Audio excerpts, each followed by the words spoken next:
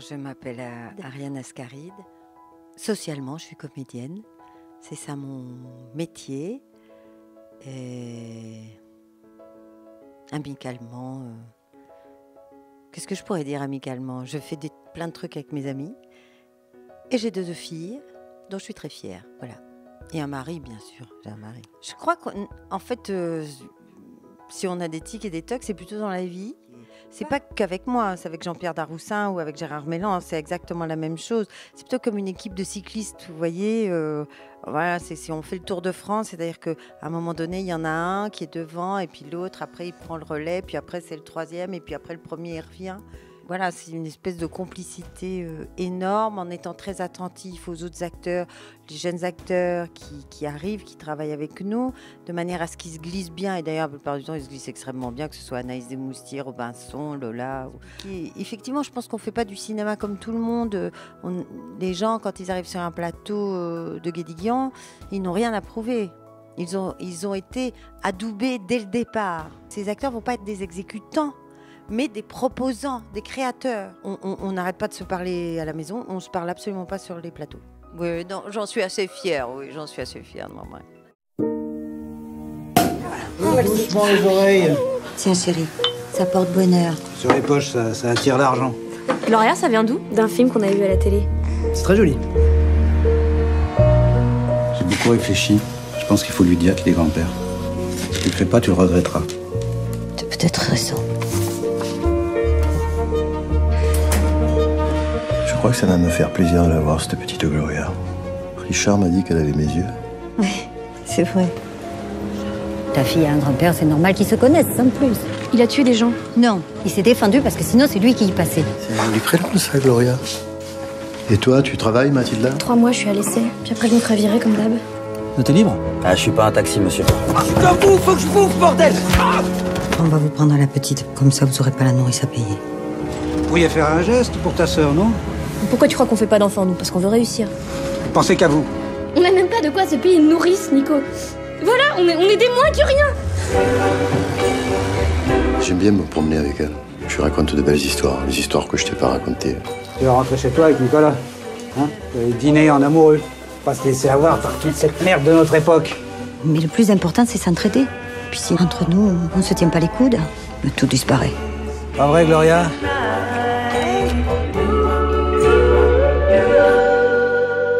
Vous savez, les films de Robert, c'est un peu comme son journal intime. Vous regardez un film, vous savez où il en est. Vous voyez où il en est en ce moment, c'est pas très génial. Mais, et à un moment donné aussi, c'est une responsabilité en tant qu'auteur. De dire, c'est pas possible, quoi. Mesdames et messieurs, venez donc dans le cinéma, venez voir. Enfin, venez voir cette fable-là, car c'est une fable, c'est pas un documentaire du tout. Mais voilà, moi je vous propose cette parabole-là. Qu'est-ce que ça vous provoque? Jamais se vider la tête. Il faut avoir la tête pleine et il faut penser. Parce que si on ne pense pas, c'est comme ça qu'on se fait avoir. Pour moi, la fatalité, ça n'existe pas. Mais c'est vrai que quand Robert fait ce film-là, c'est comme un cri d'alerte. C'est-à-dire que c'est dire, regardez. Regardez où on peut en être. Quand est-ce que vous allez vous signifier? Quand est-ce que vous allez parler? Quand est-ce que vous allez faire quelque chose? Parce que c'est vrai qu'il y a des gens qui, aujourd'hui, ça fait 30 ans qu'on... En tout cas, en France, oui, mais ça fait plus de 30 ans que la proposition de vie, elle est basée avant tout sur un individualisme forcené. Si vous voulez arriver, marchez donc sur la tête des autres, ça va être beaucoup mieux. Or, le problème, c'est que ça ne marche pas non plus. Et que c'est plus facile de faire se déchirer les pauvres entre eux pour pouvoir mettre en place un certain système libéral qui va continuer à apporter de l'argent toujours aux mêmes. Ça fait 30 ans qu'on dit à des jeunes gens... si vous n'avez pas cette voiture, si vous n'êtes pas propriétaire, si vous voulez vraiment réussir, devenez auto-entrepreneur, enfin des tas de choses comme ça. Et c'est pas vrai, il y a des tas de gens qui se retrouvent avec des crédits absolument épouvantables, dont ils n'arrivent pas à se sortir. Et en même temps, quand vous avez des crédits, ben vous êtes pieds et poings liés, vous n'avez plus aucune liberté. Vous n'avez pas la liberté de crier et de dire non, je ne suis pas d'accord. C'est ce qu'elle fait, elle dit non, je ne fais pas la grève, peut-être qu'il y a 20 ans, elle l'aurait faite. Mais là, elle dit je ne fais pas la grève, j'ai besoin de cet argent. Il faut se débattre contre tellement de choses. Elle n'y est pas arrivée.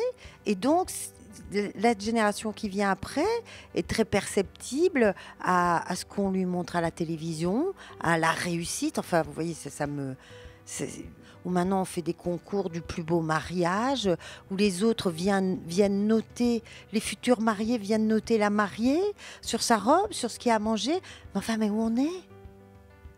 Je vous assure, c'est de la folie. Mais soyez heureux au moins. Heureux. Mais vraiment. Je vous assure, ça me dépasse, quoi. Vous savez, c'est ce que je disais l'autre jour, il y a un truc qui m'énerve énormément.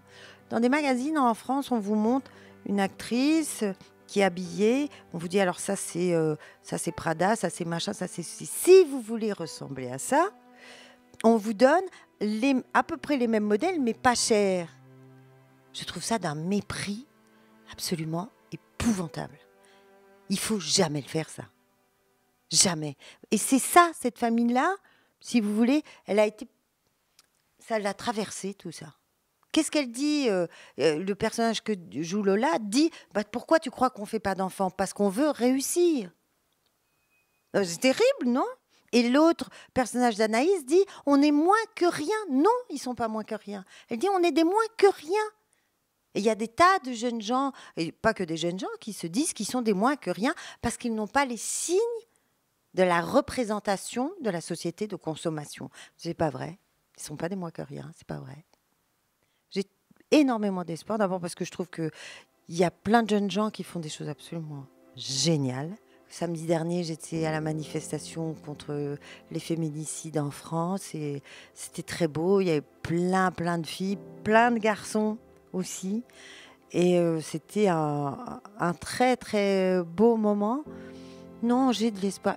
La politique dans son sens noble du terme, c'est très beau parce que c'est s'occuper des autres, d'accord ? Moi, je crois qu'il faut revenir à des choses plus proches, plus locales. Et il faut remettre en place une chose très importante qui s'appelle la bienveillance. Il faut savoir écouter. C'est pour ça que je dis bienveillance, parce que la bienveillance, c'est écouter, regarder, entendre. Moi, j'aime les gens. Je ne peux pas vous dire autre chose. C'est très, très, très agréable. D'abord, c'est très agréable parce que j'ai eu le temps de m'exprimer, vous voyez, parce que la plupart du temps, les interviews, il faut aller tellement vite que je n'ai pas le temps de dire ce que je veux. Deuxièmement, encore et toujours, mesdames, affirmez-vous, défendez-vous. Ne les laissez pas parler tout le temps. Ils répètent beaucoup de fois la même chose. Et aidez-les. Aidez-les. Ils ont besoin de vous. C'est tout.